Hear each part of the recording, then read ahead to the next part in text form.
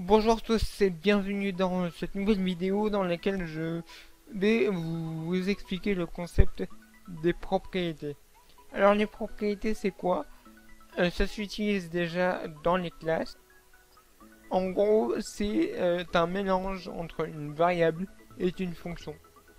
Alors je vais vous expliquer ça en créant notre première propriété.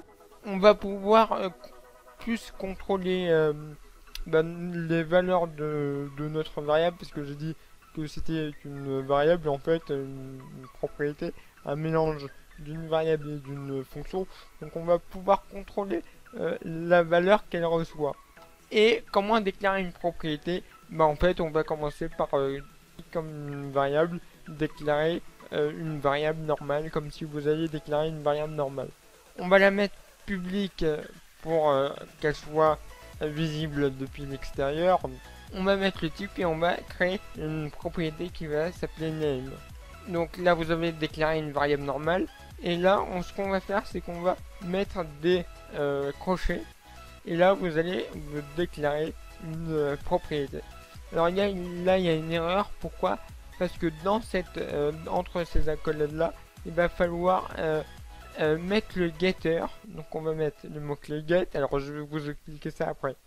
Get, hop, le crochet. Et dans ce get, on va retourner la variable name. Voilà. On va retourner cette variable là. Et dans le set, hop, on va mettre le setter. Je vais vous expliquer encore une fois dans 2 secondes.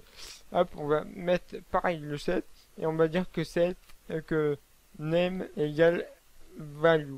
Alors, là en fait on a créé une sorte de variable qui s'appelle name, donc name avec n majuscule. Donc ça c'est la propriété. On a créé une sorte de mini fonction qui s'appelle get et qui fait quoi? Qui retourne la variable name. Donc cette variable là. Et ce get là, il va être appelé quand on va vouloir lire la valeur de notre propriété. Donc là, quand on va vouloir lire, voir la valeur de notre propriété name, et ben on va retourner la variable name. Ok? C'est-à-dire que si là je décide de faire un console.write de p2 par exemple .name avec n majuscule, et ben on va tout simplement afficher la variable name avec n minuscule. Donc voilà, kev. Pareil, hein, la preuve c'est que si je mets cette variable name, donc la variable avec n minuscule en public, et que j'essaye de je veux juste copier-coller cette ligne là, et sauf que ici je vais remplacer par n minuscule, et ben vous allez voir que c'est la même valeur. On a 2 fois kev ici. Mais sauf que là ça sert à rien. Le principe des propriétés c'est que on a une propriété qui est en mode public et qui encapsule une variable qui est elle en private. Donc on va la remettre en private.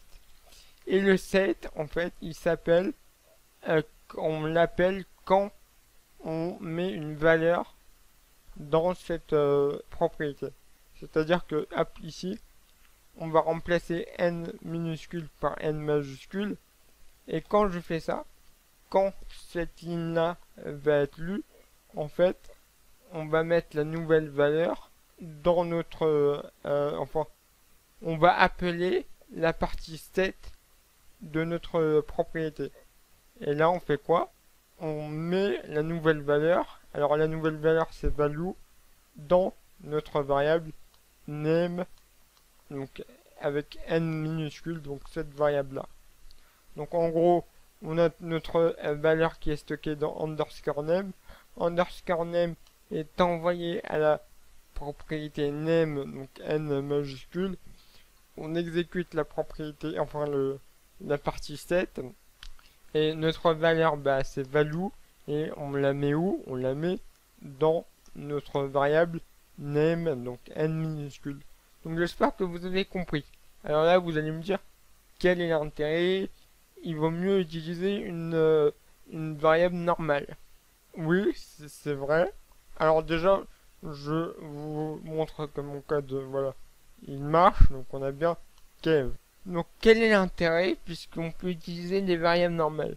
Bah imaginons, j'ai envie qu'on puisse accéder à notre valeur depuis l'extérieur, mais depuis l'extérieur, là, je peux aussi faire p2.name égale autre chose. Et ça, j'ai pas envie. J'ai juste envie d'accéder à ma variable en lecture, mais pas en édition. J'ai pas envie qu'on puisse changer la valeur. Et ben comment je fais? Et ben c'est simple. Là on a le setter et j'ai envie de privatiser le setter. Ça veut dire qu'on puisse pas l'utiliser à l'extérieur de ma classe. Et ben c'est facile. Juste avant le set, on va pouvoir mettre private. Et donc là, je peux toujours le modifier ici puisque je suis dans ma classe et que je peux accéder à mes propriétés privées. Mais à l'extérieur, donc dans notre fonction main ici par exemple, je ne peux plus dire par exemple p2.name égale quelque chose. Ça c'est impossible.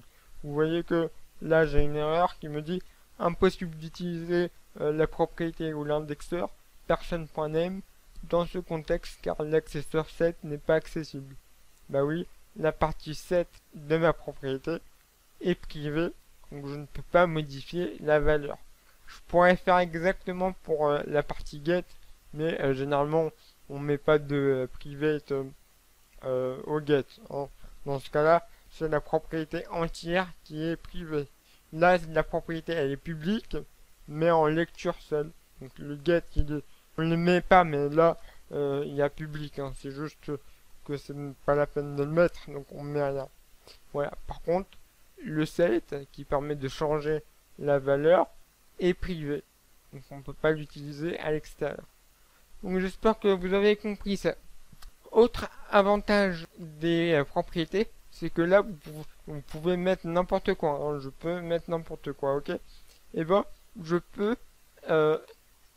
checker si la valeur, la nouvelle valeur est valable.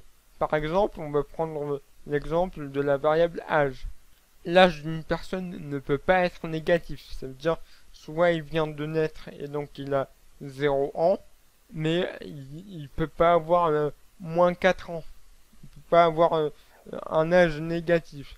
Et ben on peut checker ça. Alors sans les propriétés, si je mets ça en public, ou même sans mettre ça en public, et maintenant ici je décide que Kev Adams a moins 56 ans et que j'affiche ici l'âge, elle n'est pas en public, donc on va la passer en public, on va afficher âge, et ben si j'exécute, on peut voir que ah bah Kev Adams il a moins 56 ans, il y a un petit problème. Et ben on va régler ça tout de suite. Donc on va remettre ça en private. On va créer une deuxième propriété. Je vous ai montré comment créer une propriété, mais vous avez un raccourci, c'est que vous allez écrire prop. Vous allez écrire prop et vous allez appuyer 2 fois sur votre touche tab. Voilà. Ça va vous créer une template. Donc notre variable âge est une int, c'est parfait. On va la renommer, on va la mettre âge avec A majuscule. Alors oui, les propriétés, pour les noms des propriétés, vous pouvez mettre ce que vous voulez, mais il y a une convention, c'est qu'on met la première lettre en majuscule. Voilà, comme le système de nommage des fonctions. On va mettre des accolades ici et des accolades ici. Voilà. Donc dans le get, on va tout simplement retourner la variable âge, donc âge minuscule. Et dans le set, là ce qu'on va faire, c'est qu'on va checker d'abord la nouvelle valeur. Alors pour cela, on va utiliser une condition if et on va dire si la nouvelle valeur, alors la nouvelle valeur qui est représentée par value, alors value c'est juste un terme qui est juste utilisé dans le set. Si la nouvelle valeur est inférieure à 0, bah là vous pouvez faire ce que vous voulez. Donc, moi je vais juste remettre l'âge à 0. Et là vous avez deux méthodes. Alors si je mets pas le égal, soit vous mettez un else ici. Hop, donc là vous faites comme ça et ça marche très bien. Sinon, si la nouvelle valeur est supérieure exactement à moins 1, donc 0 ou plus, on va mettre la variable âge égale value, donc la nouvelle valeur. Donc si vous faites ça, ça marche très bien. Mais je vais vous montrer une autre méthode, c'est qu'au lieu d'utiliser un else et utiliser 3 lignes pour rien, on va faire un truc, c'est que si la nouvelle valeur est inférieure à 0, on met l'âge à 0 et après on return. On return quoi? Et ben on return rien du tout. Et si la nouvelle valeur est égale à 0 ou supérieure à 0, et ben on va mettre âge égale value. Alors là vous comprenez peut-être pas mon algorithme, mais je vais vous expliquer. Ici je dis si value est inférieur à 0, et ben on met l'âge à 0, donc c'est le minimum. Et après il y a le mot-clé return. On retourne, mais on retourne rien du tout. Alors qu'est-ce que ça veut dire ça? Ça veut dire que là, on arrête tout. On va pas plus loin. On va pas lire ce qu'il y a en dessous. On sort de la fonction set. Ok? Ça veut dire, dès que vous voyez un return, on va pas plus loin. C'est fini. La fonction, elle s'arrête net. Donc on va pas lire ce qu'il y a après. D'accord?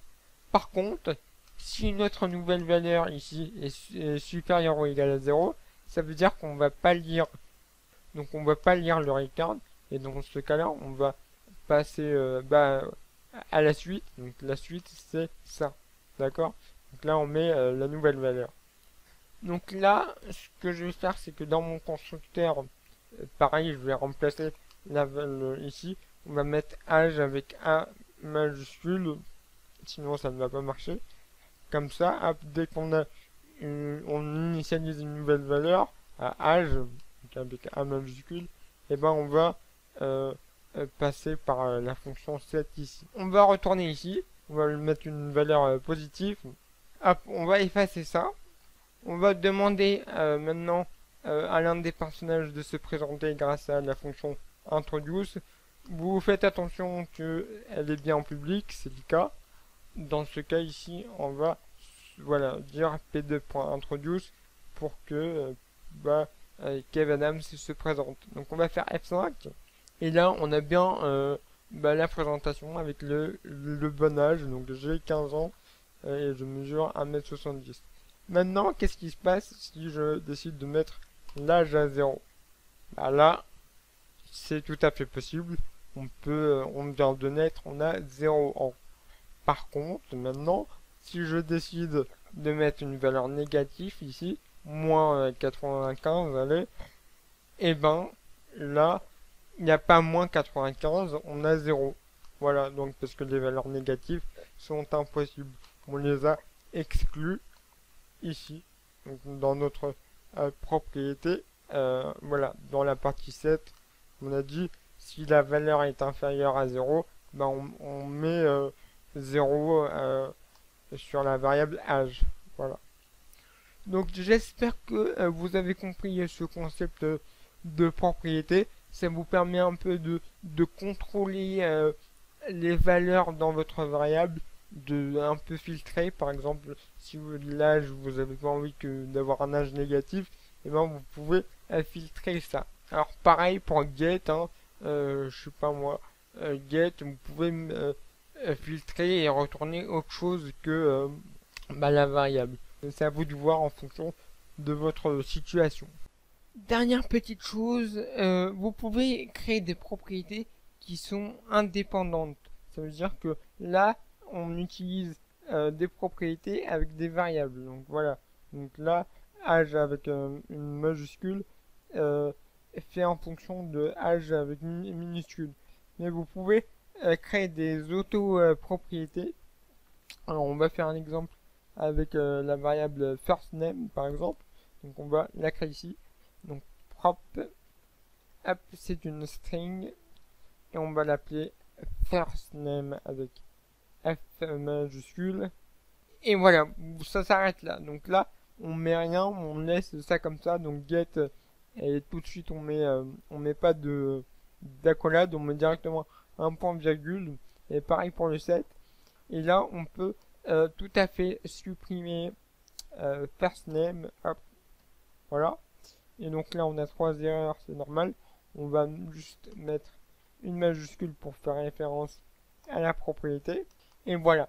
Et là, en fait, on utilise les propriétés comme si c'était une variable normale. C'est-à-dire que là, on peut y accéder depuis l'extérieur puisque elle est publique. On peut y accéder en lecture et en écriture puisque il y a le set. Après, si j'ai pas envie qu'on puisse la modifier, je peux très bien mettre private. Voilà, il n'y a pas de problème. Mais on va le retirer. Et si je laisse simplement ça, bah en fait, on peut l'utiliser comme une variable normale. Donc c'est tout à fait possible. Et il y a beaucoup de gens qui utilisent ça. Même moi, comment dire, dans les objets, quand je crée des objets, et moi j'utilise plus les propriétés. Les variables, je les utilise plus pour les calculs et des trucs comme ça. Mais pour les variables, enfin les caractéristiques de l'objet, comme une personne, par exemple, elle a un nom, un âge, etc., et ben j'utilise plus les propriétés. Donc voilà. Donc vous pouvez utiliser les propriétés à la place des variables, ça marche tout à fait. Donc ben voilà pour cette vidéo. Donc j'espère que vous avez compris. Si il y a quelque chose que vous n'avez pas compris, n'hésitez pas à le dire dans les commentaires, je vous répondrai avec plaisir. N'hésitez pas non plus à partager la vidéo, à mettre un j'aime, des commentaires. Et sur ce, je vous dis à la prochaine. Allez, ciao.